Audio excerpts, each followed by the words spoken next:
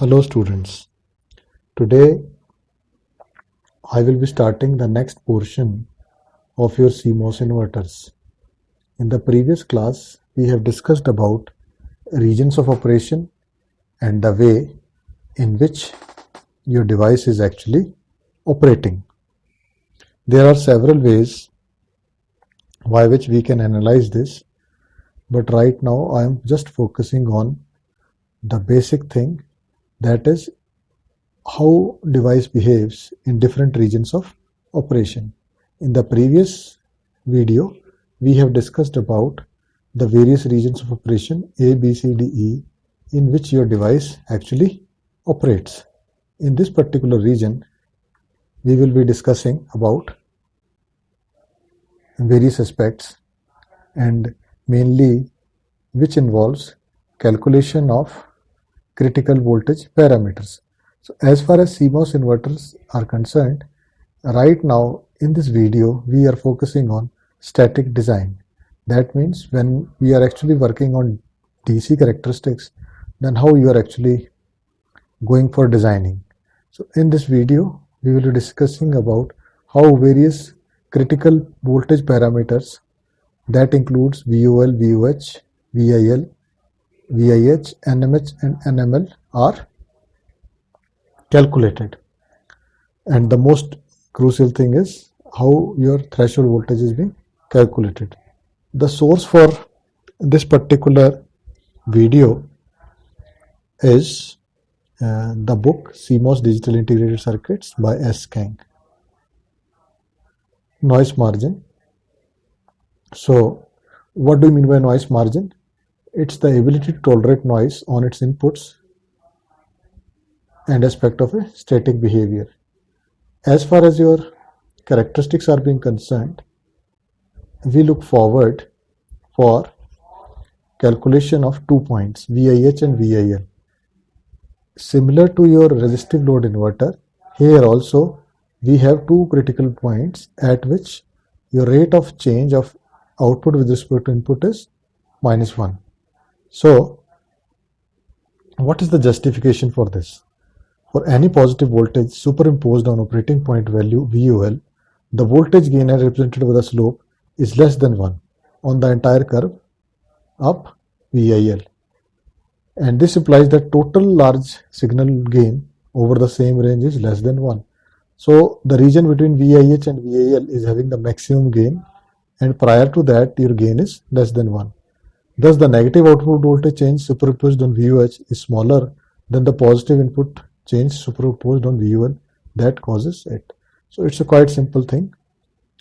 So this is your CMOS inverter, this is your PMOS, this is your NMOS, and we have different terminals, your gate terminal for PMOS and NMOS, source and drain and source. The PMOS source and substrate are both at VDD, so no body effect is there. So we have not included the fourth terminal here, just for the sake of simplicity. For PMOS, your VGS is Vin minus VDD. So when your input is 0, you are actually applying minus VDD on this. So effective input is minus VDD plus your threshold voltage of this VT not P. So thus ensuring that this particular device is actually in saturation region. When your input is more than output, your device is actually in saturation. So these are the various regions in which your device operates according to the inputs. So when for a NMOS your input is less than threshold voltage, then your device is in cutoff. And when your input is greater than threshold voltage but your output is less than Vin minus threshold voltage of NMOS, your device is in linear region. Similarly, when your input is greater than threshold voltage but your output is greater than input, then your device is in saturation region. Then for PMOS, when your input is greater than VDD plus VTP, then your device is in cutoff.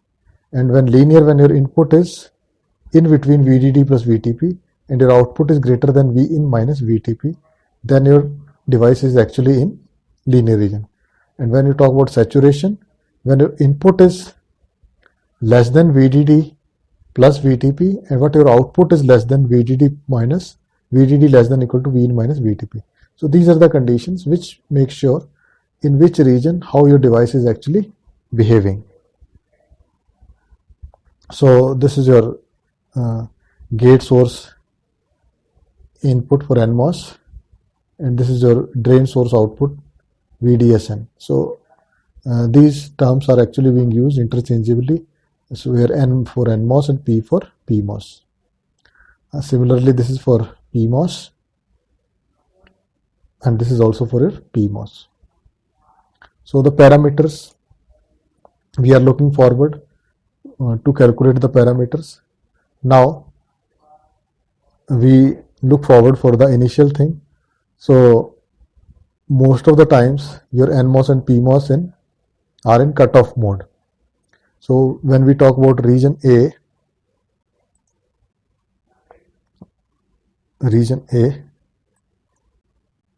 and region E. So in these two regions, in region A, your NMOS is in cutoff, in region E, your PMOS is in cutoff. So when both of them are in cutoff for inverter, here you can see this is in cutoff, this is in cutoff. So when PMOS is in cutoff, there is no connection between VDD and ground. So that means there is no current flow from VDD to ground. And when this is in cutoff, there is no current from this to this. So this is a quite a thing. So in this case, your VOH is equal to VDD in the first case. In the later case, we have VOL is equal to 0.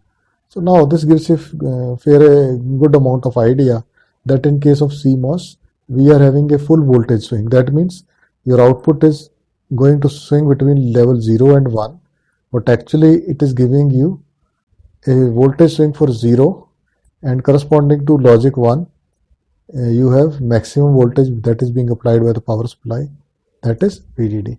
So this is a good thing. Now we look forward to calculate the value of VIL. Now VIL and VIH, we know these are the 2 points at which your -1 slope is there. So how we are actually going to calculate that? So now when you remember the previous video, in that video we have discussed that when both the devices are conducting, so IDN is equal to IDP. That means whatever the current entering here is current leaving here. So IDP is equal to IDN. But if you consider the point VIL, then we know that at this point your PMOS is in linear while your NMOS is actually in saturation region. So we equate this and substitute the values corresponding to these two currents. Now when we substitute these two values, Kn is equal to mu1 Cox WL, VGSN is equal to Vin, and VT0 is equal to the threshold voltage of NMOS. So this corresponds to your NMOS in saturation, and this corresponds to your PMOS in linear region. So we substitute the values. Now substituting VGSN is equal to Vin is equal to VIL in this, and VDSN is equal to Vout minus VDD, and Kr is equal to Kn by Kp. This is a ratio corresponding to parameters of NMOS and PMOS into the above equation. We get KRL into this particular value. Now after that, what we will do, we go for your differentiation of output with respect to input. So this is the characteristics we are talking about. This is region A, this is region B, this is region C, this is region D, and this is region E. So in this region, your PMOS is in NMOS in saturation. Here your device is in cutoff, NMOS is in cutoff, PMOS is in linear region. In this particular region, your PMOS is in cutoff and your NMOS is in linear region. So here in this region, this is being designated within the mesh. Both of them are in saturation. So right now we are focusing on VIL. So VIL is somewhat here, your slope is -1.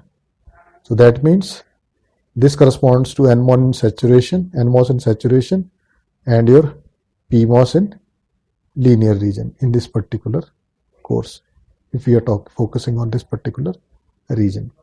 So after that, what we do, we differentiate your output with respect to input. So your this particular system will be end up in this particular equation. So we substitute this is equal to this. So this equation can be solved by KCL equation and this. So you will get the value like that. Similarly, we can calculate for VIH. So again, when you look forward, this is your VIH. So in VIH, what is your observation? That your PMOS is in saturation and your NMOS is in linear region. Your PMOS is in saturation, your NMOS is in linear region.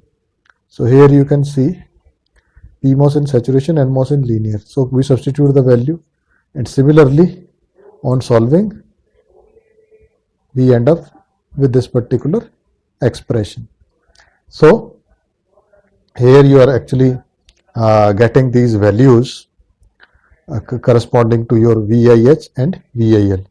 Now next important point is VTH. So when you focus on VTH, what is your observation? That at VTH your V in is equal to V out, and also at this particular point both of them are actually in saturation region.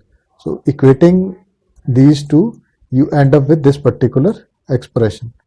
So what is your observation then? You have different equations for VIL and VIH. That means VIL is somehow related to KR and VIH is also related to KR and VTH is also related to KR. So what is KR? KR is basically ratio of Kn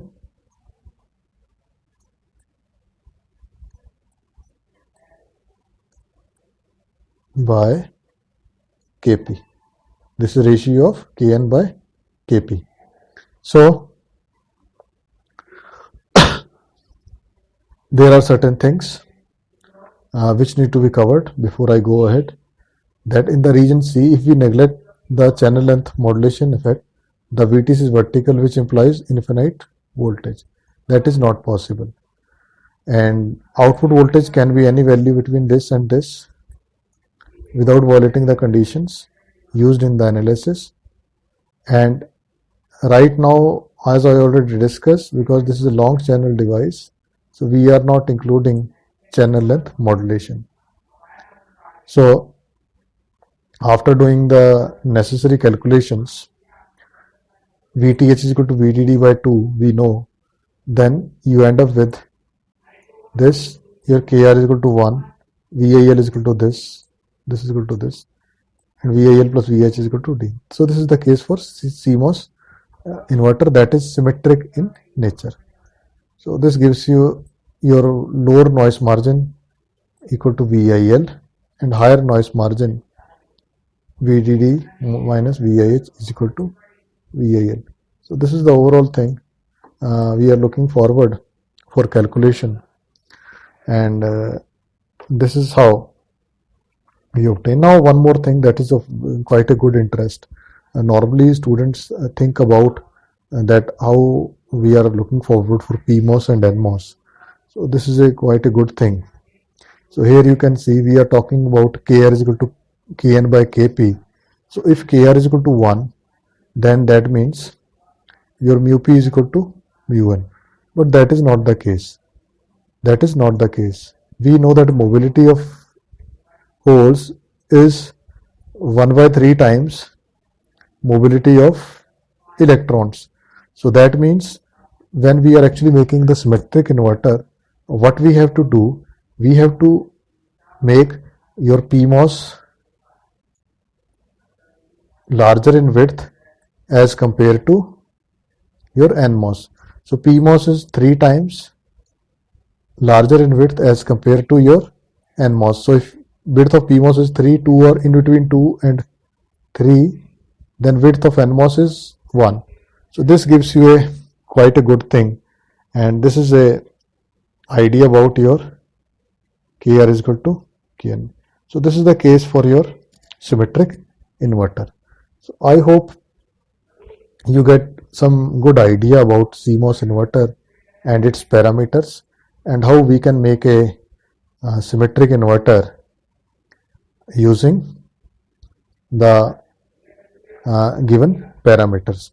So this also gives you idea that your width of PMOS is always 3 times or 2 to 3 times larger as compared to NMOS for the same current ratio. Another important point, as far as your inverter is being concerned, is static power dissipation. So your static power dissipation is VDD, that is the power supply into leakage current over set threshold current. So this is quite small, because what is our observation in your CMOS inverter, that your both the devices are on only for a very short duration.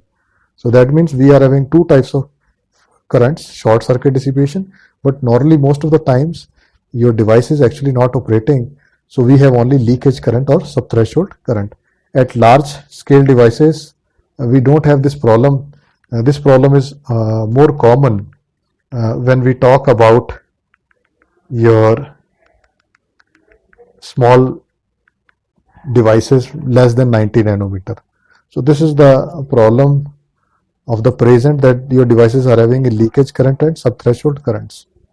So in terms of area, a CMOS gate, any gate being designed using CMOS, have n inputs, so it requires 2 n devices. So in case of NMOS, you require only n plus 1 devices, and they are more complex interconnections, but we are actually having a low power. So on NMOS is governed by power dissipation and heat problems. In CMOS, this is not the problem. So this is a good idea why we go for CMOS instead of NMOS. Although we are having more area as compared to your NMOS in CMOS, because in CMOS you are using twice the number of transistors to implement the same logic, while in NMOS we have only one load and other logics, so you are using n plus 1 devices, but static power dissipation is more in case of NMOS. So thank you very much. I hope you enjoy the learning, and we will have a